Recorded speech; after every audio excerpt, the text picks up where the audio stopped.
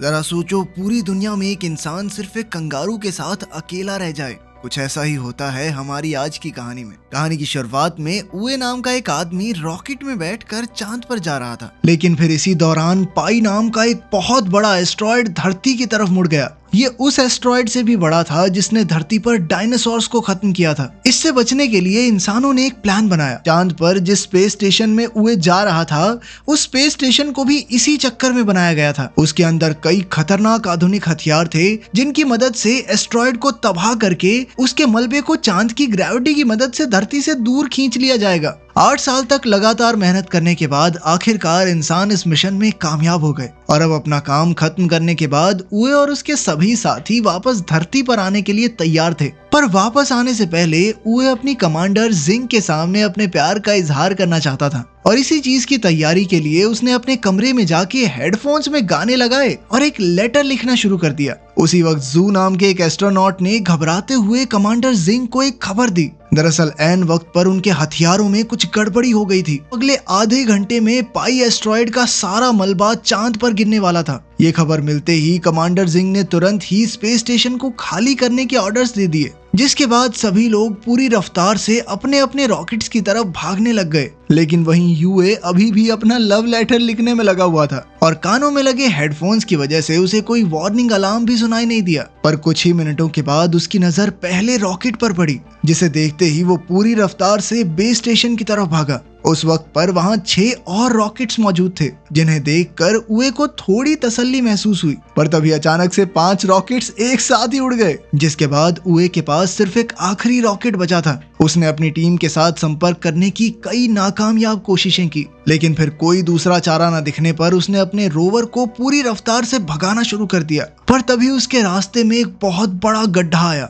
और उसका रोवर सीधा जाकर उस गड्ढे में गिर गया। जब तक वो उस गड्ढे से बाहर आ पाता तब तक आखिरी रॉकेट भी उड़ गया और अब तक तो उस जगह पर एस्ट्रॉयड का मलबा गिरना शुरू हो गया था। जिससे बचने के लिए उए ने एक दूसरे गड्ढे में छुपने का सोचा, पर तभी मलबे का कुछ हिस्सा सीधा आकर उस गड्ढे में गिर गया, जिसके चलते उए थोड़ी देर के लिए बेहोश हो गया। पर जब उसे वापस होश आया तो उसका मानना था कि धरती से उसे ढूंढना ज्यादा मुश्किल नहीं होगा। पर तभी एक बहुत बड़ा एस्ट्रॉयड सीधा जाकर धरती से टकरा गया, जिस वजह से पूरी धरती तबाह हो गई। अगले 6 महीनों तक उए लगातार धरती से संपर्क करने की कोशिश में लगा रहा और अब भी कामयाबी ना मिलने पर उसने अपनी किस्मत को अपना लिया। खुशकिस्मती से उसके पास अपनी बची हुई जिंदगी बिताने के लिए खाना और पानी काफी मौजूद था। सभी शहीद हुए लोगों को श्रद्धांजलि देने के बाद उए ने अपनी सारी मनोकामनाएं पूरी करने का फैसला किया, जिसमें सबसे पहले नंबर पर कमांडर जिंग के कमरे में कुछ समय बिताना था। पर उसे जिंग के कमरे का पासवर्ड पता ही नहीं था और वहीं उसकी दूसरी ख्वाहिश थी चांद की सतह पर सर्फिंग करना। शुरुआत में तो वो बहुत बुरी तरह गिरता पड़ता रहा, पर कई दिनों तक लगातार कोशिश करने के बाद वो सर्फिंग करने में कामयाब हो गया। लेकिन अब भी उसे जिंग के कमरे का पासवर्ड नहीं मिला था और अब तो गुस्से में आकर उसने उस दरवाजे को ही उड़ा दिया। जिसके बाद उसने जिंग की एक तस्वीर के साथ डेट पर जाने का फैसला किया, जिस दौरान उससे गलती से जिंग के चेहरे के ऊपर केचप गिर गया और इसी मौके का फायदा उठाते हुए उसने जिंग की तस्वीर को किस कर लिया। पर वो इस बात से अनजान था कि उस वक्त स्पेस स्टेशन की पूरी टीम उसे अपने नए हेडक्वार्टर्स से देख रही थी और उसकी यह हरकत देखकर सभी लोगों ने अपना मुंह मोड़ लिया।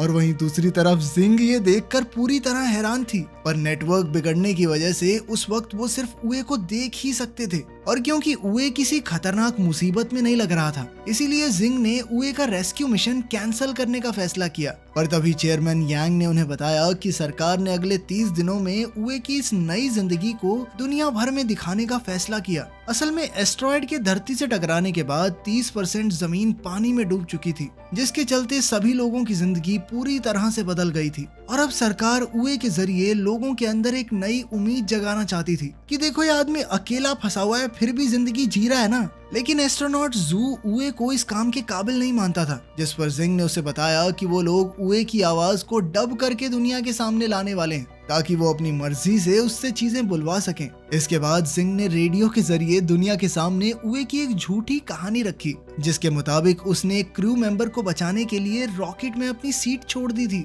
और साथ ही जिंग ने दुनिया को उए की नई जिंदगी के ब्रॉडकास्ट के बारे में भी बताया। उधर 196 दिन बीत जाने के बाद उए एक दिन अपनी एक दवाई लेने के लिए वेयर हाउस में गया और वहीं हेडक्वार्टर्स में उए की आवाज को डब करने के लिए फ्लूटिस्ट नाम के एक वॉइस ओवर आर्टिस्ट को बुलाया गया, पर उसे कोई भी स्क्रिप्ट नहीं दी गई और इस बार जब उए वेयरहाउस में पहुंचा तो उसकी नजर एक नई और अनजान चीज पर पड़ी, जिसे शुरुआत में उए ने एक लड़की समझा और उससे बातें करना शुरू कर दिया। पर जैसे ही वो उसके पास पहुंचा तो उसने देखा कि वो एक हट्टा कट्टा कंगारू था। और उसी समय पर जब लाइव स्ट्रीमिंग चालू की गई तो कैमरा सीधा उस कंगारू के चेहरे पर चला गया और इधर सभी चीजों से अनजान फ्लूटिस्ट ने भी कंगारू के होठों के हिसाब से डबिंग करना शुरू कर दिया। जिंग ने फ्लूटिस्ट को रोकने की कोशिश की पर तब तक बहुत ज्यादा देर हो चुकी थी और कई लोगों ने इस चीज को देख लिया था और अपनी इसी गलती के चलते जिंग और जू को चेयरमैन के सामने पेश होना पड़ा, जहां उन्होंने बताया कि उनकी रिसर्च टीम कॉन्ग नाम के कंगारू को बेस स्टेशन पर ही छोड़ आई है।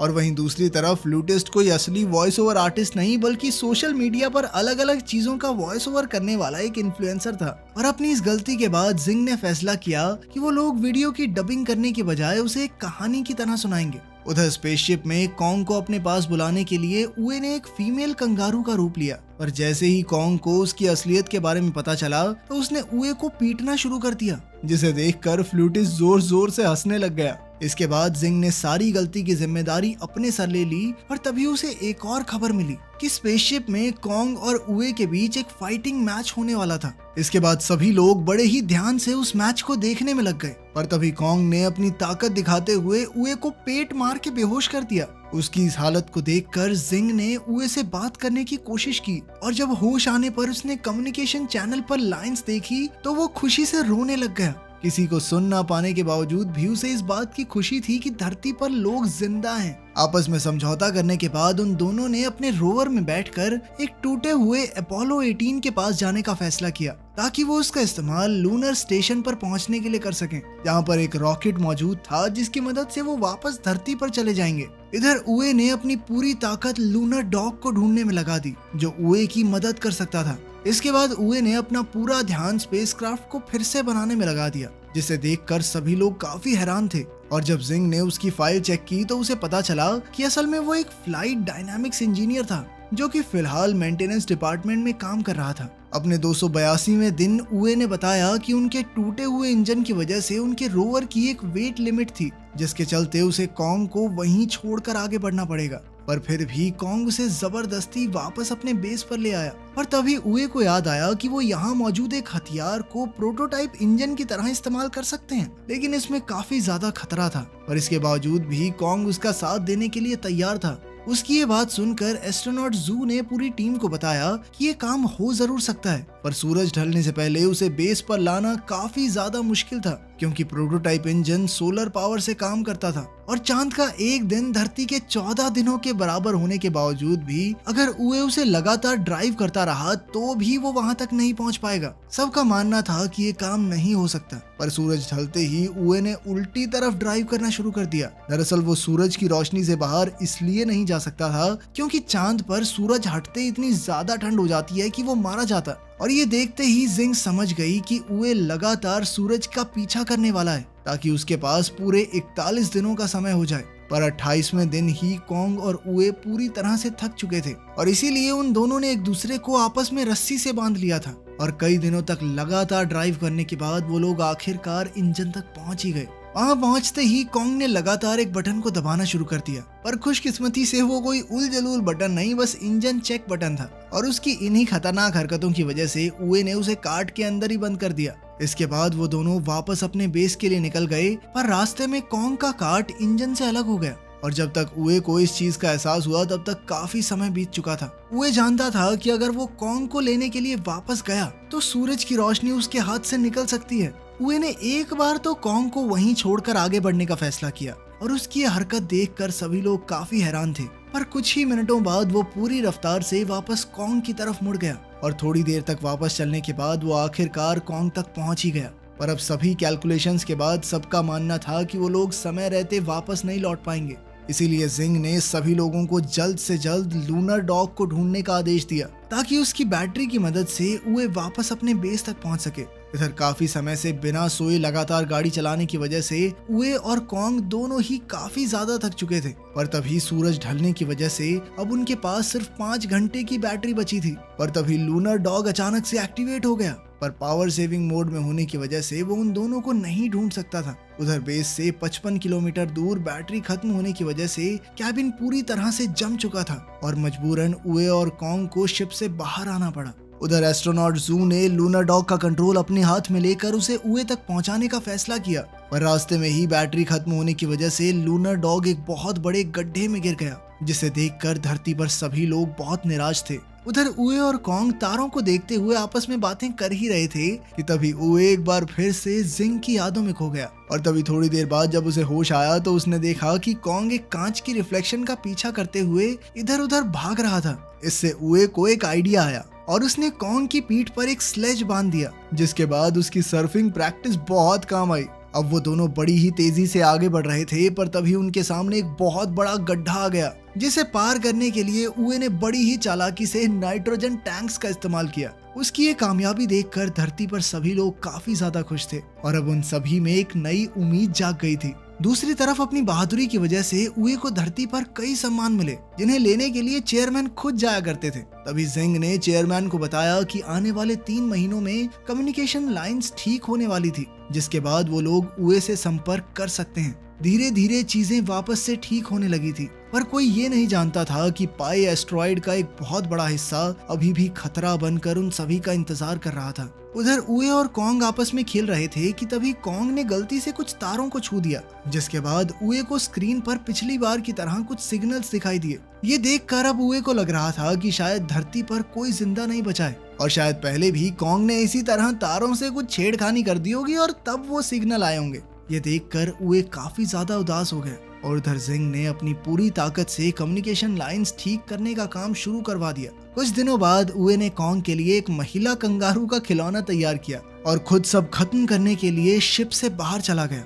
अब उए बहुत हताश हो गया था, इसीलिए जिंग ने पूरी दुनिया को बताया कि असल में उए क्या महसूस कर रहा है और साथ ही उसने सभी लोगों से मदद मांगते हुए कहा कि अपने फोन की फ्लैश लाइट को चांद की तरफ मोड़ दें। उधर उए जहाज से दूर अपना हेलमेट खोलने ही वाला था कि तभी उसकी नजर धरती से आ रही रोशनी पर पड़ी और ये देखते ही वो अपने घुटनों के बल बैठकर रोने लग गया। थोड़ी देर बाद बेस पर वापस जाकर जब उए ने कम्युनिकेशन बटन ऑन किया तो वो आखिरकार अपने सभी साथियों को सुन पा रहा था, जिन्होंने उसे धरती पर चल रही उसकी लाइव स्ट्रीमिंग के बारे में बताया। पर इसके बावजूद उए कुछ बोल नहीं रहा था, इसीलिए सभी लोगों ने जिंग को उसके सामने खड़ा कर दिया, जिसके हेलो बोलते ही वो काफी खुश हो गया। अगले कुछ दिनों तक सभी इंजीनियर्स ने उए को उसका स्पेसक्राफ्ट सही करने में मदद की, लेकिन खुश तो सिर्फ वो जिंग को देखने के बाद ही होता था। और आखिरकार स्पेसक्राफ्ट तैयार होने के बाद एक रात उए को जिंग से अकेले बात करने का मौका मिल गया, जिस दौरान उसने उए को बताया कि उसने मेंटेनेंस डिपार्टमेंट सिर्फ और सिर्फ उसी की वजह से ज्वाइन किया था।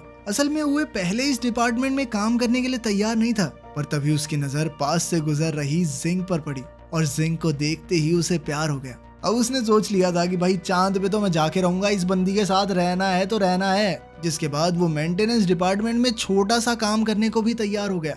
उसकी ये बात सुनकर जिंग ने भी उसे बताया कि उस दिन रॉकेट में बैठते वक्त उसने उए को भागते हुए देख लिया था, पर अफसोस वो उस वक्त उसका इंतजार नहीं कर सकती थी। उनकी इस बातचीत की वजह से किसी का भी ध्यान धरती की तरफ बढ़ रहे एस्ट्रॉइड के ऊपर नहीं गया। अगले दिन कॉन्ग और उए अपने घर वापस आने के लिए पूरी तरह तैयार थे और अपनी टीम की मदद से उन्होंने आखिरकार स्पेसक्राफ्ट को सही सलामत लॉन्च भी कर लिया, जिसे देखकर सभी लोग काफी ज्यादा खुश थे, क्योंकि उए और कॉन्ग चांद पर 923 दिन बिताने के बाद आखिरकार स्पेस स्टेशन में पहुंच गए थे। पर तभी जू ने एक अर्जेंट मीटिंग बुलाकर सभी को पाई के उस बड़े हिस्से के बारे में बताया जो तेजी से उनकी तरफ बढ़ रहा था। और वहीं चेयरमैन का मानना था कि सिर्फ एक ही आदमी उन्हें इस खतरे से बचा सकता है, क्योंकि उसके जहाज का इंजन अपने आप में एक हथियार था। वो आदमी कोई और नहीं बल्कि उए ही था। ये सुनते ही जिंग ने कंट्रोल रूम में जाकर लाइव स्ट्रीमिंग को बंद कर दिया, जिसकी वजह से सभी लोग काफी हैरान थे। पर इससे पहले कि वो उए से बात करती, उसे पहले ही इस खतरे के बारे में पता चल गया था। असल में उसने हेडफोन्स के जरिए उनकी सारी बातें सुन ली थी और अब वो जानता था कि मिसाइल्स में इंजन्स ना होने की वजह से उसे खुद उन मिसाइल्स को एस्ट्रॉइड से टकराना पड़ेगा और मिसाइल के एक्टिवेट होने से पहले उसे अपने स्पेसक्राफ्ट में वापस भी आना होगा। इस मिशन में उसके जिंदा बचने के चांसेस बहुत ज्यादा कम थे, पर इसके बावजूद भी उए इस काम को करने के लिए तैयार हो गया, क्योंकि वो जानता था कि अब धरती को बचाने की जिम्मेदारी उसी के कंधों पर है। पर साथ ही उसने जिंग को कहा कि अगर वो मर गया तो अपने लिए किसी और को ढूंढ ले। क्योंकि वो उसे अकेले उदास जिंदगी बिताते हुए नहीं देखना चाहता। उए के हामी भरते ही धरती पर सभी लोगों को अंडरग्राउंड बंकर्स में जाने के आदेश दे दिए गए। इसके बाद उए ने सबसे पहले कॉन्ग को उसकी सीट से बांध दिया ताकि वो सही सलामत धरती पर पहुंच सके, लेकिन कॉन्ग अपने दोस्त के साथ ही रुकना चाहता था। दोनों के अलग होते ही उए का सामना कई सारे पत्थरों से हुआ और उन्हीं में से एक पत्थर से टकराने के बाद उसका स्पेसक्राफ्ट गोल गोल घूमने लग गया, जिसे रोकने के लिए उए ने अपने कंपार्टमेंट को क्राफ्ट से अलग कर दिया। जिसके बाद मिसाइल्स तो एकदम ठीक थी, पर अब उनका इंजन अलग हो चुका था। तभी जिंग ने उसे बताया कि पाई का वो हिस्सा उसके करीब से होकर गुजरने वाला था और वो किसी भी हाल में उए की बलि नहीं चढ़ाना चाहती। पर यह बात सुनते ही उए ने उसे बताया कि उसे अभी सिर्फ धरती को बचाने के बारे में सोचना चाहिए और साथ ही उए ने अपने जहाज को एस्ट्रॉयड की तरफ मोड़कर लाइव स्ट्रीम को शुरू करने को कहा। इसके बाद उसने मिसाइल्स को डिटैच करते हुए सबके साथ के लिए उनका धन्यवाद किया। साथ ही उसने सबको बताया कि वो हमेशा सोचता था कि या तो आगे वाले मरेंगे या फिर पीछे वाले, बीच में काम करना एकदम सेफ है, लेकिन आज वो धरती और उस एस्ट्रॉयड के बीच में खड़ा हुआ था। इसके बाद वो जिंग का पसंदीदा गाना गाते हुए पूरी रफ्तार से एस्ट्रॉयड की तरफ बढ़ने लग गया, जिसे देखकर जिंग के साथ साथ सभी लोग रो रहे थे। उसके एस्ट्रॉयड के पास पहुंचते ही जिंग ने मिसाइल्स का बटन दबाने की नाकामयाब कोशिश की और उस वक्त उसके दिमाग में सिर्फ उए के साथ बिताए हुए कुछ पल ही घूम रहे थे। पर तभी उए ने उसे उसकी जिम्मेदारी याद दिलाते हुए बटन को दबाने को कहा, जिसके कुछ ही सेकंड बाद एक बहुत बड़ा धमाका हुआ और वो एस्ट्रॉयड छोटे छोटे टुकड़ों में बिखर गया। वो छोटे छोटे टुकड़े धरती से टकराते हुए तारों की तरह लग रहे थे, जिन्हें लाखों लोगों के साथ साथ कॉन्ग भी देख सकता था। तभी भीड़ में मौजूद एक लड़के ने अपनी छोटी बहन को बताया कि आज वो लोग अपने घर सिर्फ मून मैन की वजह से जा पाएंगे। अगले 10 सालों में सभी की मेहनत की वजह से धरती वापस सही हो चुकी थी